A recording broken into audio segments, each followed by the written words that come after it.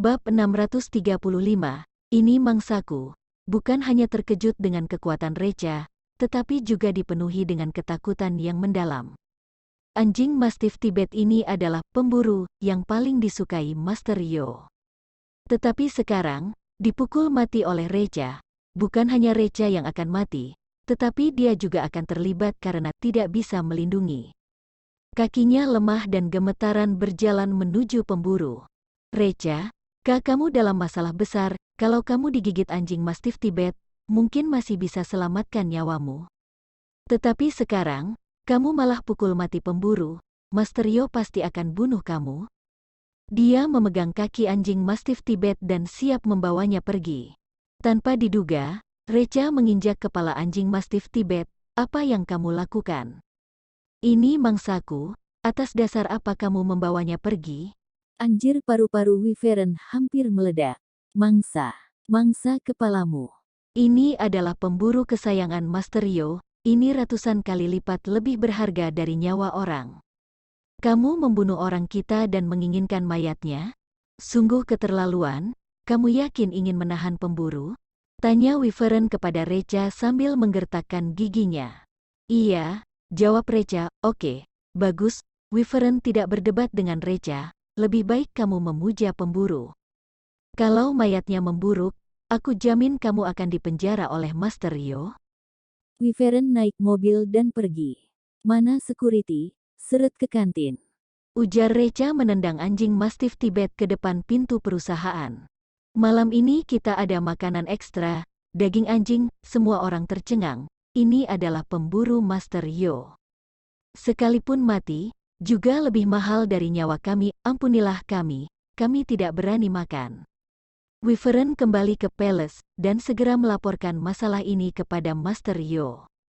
Master Yo yang mendengar pemburu dibunuh dan mayatnya ditinggal, tidak marah dan hanya menunjukkan belas kasihan. Ayah, sudah kuduga anjing lokal tidak sebaik anjing asing. Aku terlalu melebih-lebihkan pemburu, pemenangnya adalah raja dan yang kalah adalah pecundang. Karena dia kalah, bisa dimengerti pihak lawan ingin menahan mayatnya. Dirinya gagal, bukan hanya karena memiliki musuh yang terlalu kuat, tetapi perlu merenungkan kekurangan diri sendiri. Sangat sulit untuk membayangkan orang seperti ini tidak kuat.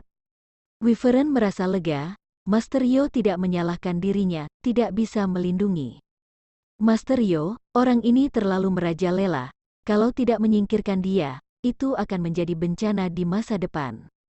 Ujar Wyvern dengan hati-hati, aku tahu, jawab Master Yo. Hanya saja, siapa yang harus kukirim untuk habisi bocah itu? Master Yo memiliki 3 kartu truf, yaitu Adam, Sula dan Frana. Adam bertanggung jawab atas kekayaan, Sula bertanggung jawab atas kekuasaan dan Frana bertanggung jawab atas kehidupan. Ketiganya adalah kaki Master Yo yang mendukung keluarga Yo. Terlepas dari seberapa besar badai di Provinsi Easter, tidak dapat menggoyahkan ketiga kaki ini. Master Yo, menurutku, sebaiknya Anda pergi sendiri. Ujar Wyvern mengumpulkan keberanian. Lancang, Master Yo marah. Apakah semut yang menggigitmu harus kamu sendiri yang menggigit balik? Dalam benak Master Yo, Reca hanyalah seekor semut, tidak cukup hebat. Tidak layak baginya untuk turun tangan sendiri. Master Yo, serigala Siberia yang Anda pesan sudah tiba, ujar seorang pelayan menyela. Dulu hanya bermain anjing lokal dan tidak pernah coba serigala asing. Ujar Master Yo mengernyitkan alisnya dan tersenyum. Semoga saja barang ini tidak mengecewakan aku. Dia segera bangkit, pergi menemui serigala Siberia. Karena terlalu bersemangat, Master Yo hampir melupakan masalah Reca. Sesampai di depan pintu, pergi cari mereka bertiga dan lihat siapa yang ada waktu untuk membunuh Reca. Ujar dia menoleh kepada Wyvern. Bab 636, cari waktu habisi dia. Dalam benak Master Yo, Reca bukanlah musuhnya. Salah satu bawahannya hanya perlu mencari waktu untuk menghabisi Reca. Wyvern mengangguk tidak berdaya. Dia merasa Master Yo salah dan terlalu meremehkan musuh kali ini. Setelah menyelesaikan masalah Mustafa, kerjasama antara Tomota Group dengan Grup Imperial berjalan lancar. Recha memutuskan untuk kembali ke Tomota Group sejak dia dan Tokia mengkonfirmasi hubungan mereka. Keduanya tidak pernah berpisah begitu lama, dia sedikit tidak terbiasa. Dalam perjalanan pulang, Recha, bagaimana kerjasama dengan grup Imperial? Tanya Tokia kepada Recha di telepon. Jangan khawatir, suamimu yang turun tangan pasti berhasil, ujar Recha tersenyum. Sudah kutangani dan proyek kerja sama berjalan normal. Reka tidak berencana jujur dengan Tokia melalui telepon bahwa dirinya sudah mengambil alih grup Imperial. Dia ingin memberitahu Tokia secara langsung. Dengan begitu bisa melihat ekspresi senang Tokia dan sudah waktunya menaikkan gajinya. Oh, baguslah, jawab Tokia senang dan tidak seperti ekspektasi Recha. Tokia, kenapa dari nada bicaramu tidak senang? Tanya Recha mengernyitkan alis. Iya, masalah datang bertubi-tubi, desah Tokia. Aku sedang mengkhawatirkan masalah brand ambasador. Oh, brand ambasador apa? Tanya Recha. Tomota Group kita sudah go public dan prioritas utamanya adalah memperluas reputasi dan merangsang investor untuk membeli saham. Ujar Tokia, mencari artis terkenal untuk menjadi brand ambasador adalah cara terbaik untuk memperluas reputasi. Ada masalah dengan brand ambasadornya? Tanya Recha. Masalahnya besar, angguk Tokia. Tahukah kamu tetangga kita yang bernama Bibi Gemuk yang tinggal di seberang rumah kita? Putra Bibi Gemuk, Octavian adalah seorang aktor film dan televisi. Setelah lulus langsung mendapat tawaran film. Dengan film ini, dia menjadi bintang terkenal. Beberapa hari yang lalu Octavian pulang ke rumah dan aku bertemu dengannya. Waktu kecil hubungan kami sangat baik dan aku membicarakan masalah brand ambasador kepada dia. Kami berdua menandatangani perjanjian brand ambasador. Aku tidak menyangka, Octavian sangat arogan.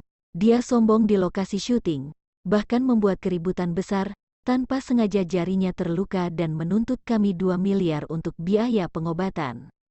Tentu saja aku tidak setuju dengan ganti rugi itu. Tidak disangka dia menolak untuk syuting dan kabur membawa DP entah hilang kemana.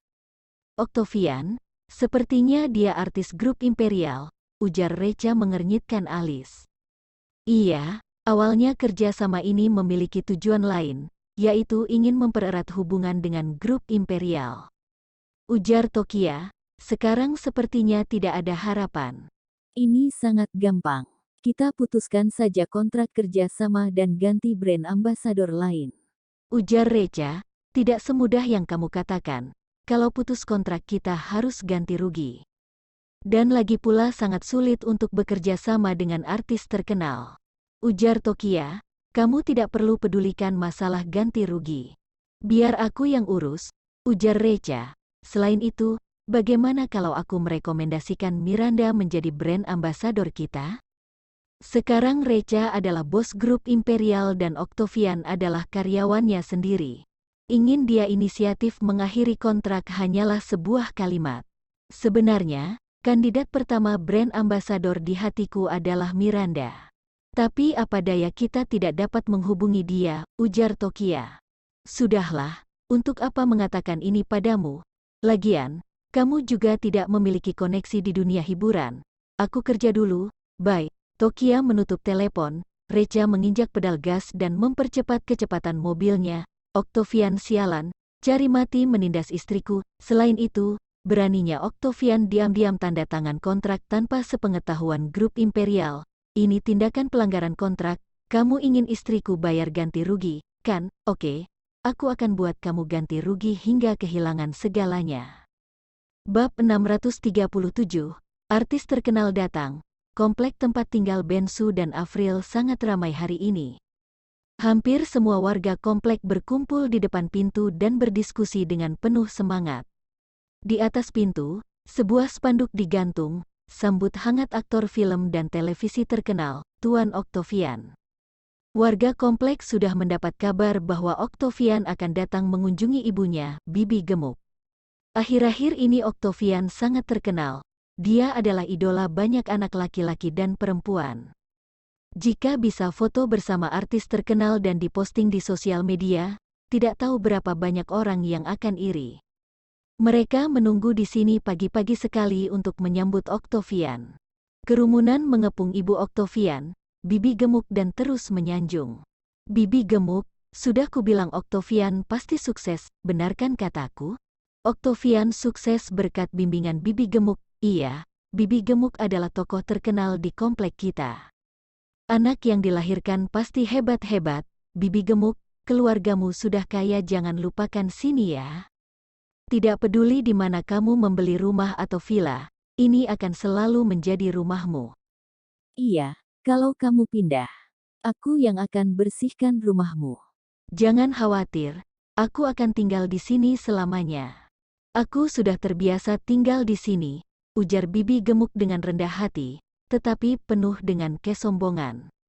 Aku tidak akan pindah, lagi pula, aku tidak terbiasa tinggal di rumah dan villa besar. Haha, oke, semua orang tertawa keras. Bensu dan Afril yang baru pulang kerja, melihat keramaian di depan pintu dan tanpa sadar ingin melihat apa yang terjadi. Begitu melihat spanduk merah, mereka langsung paham.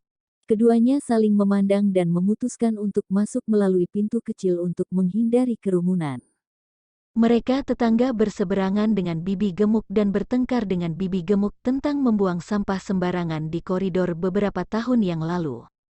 Para warga menyambut putra Bibi gemuk di depan pintu dan mereka tidak nyaman untuk mendekat agar tidak diejek oleh Bibi gemuk. Tetapi, Bibi gemuk tetap melihat mereka berdua dan inisiatif memanggil, Bensu, Afril sudah pulang kerja. Sapa Bibi gemuk dengan ramah, iya, jawab Afril tersenyum sopan.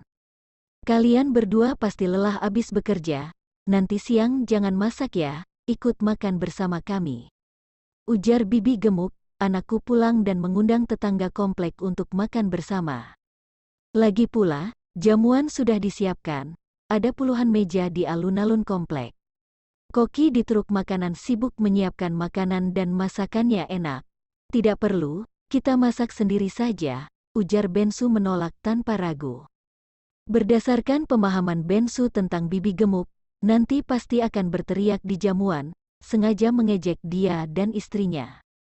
Singkatnya, lebih baik tidak menghadiri acara seperti ini. Tanpa diduga ekspresi Bibi gemuk berubah.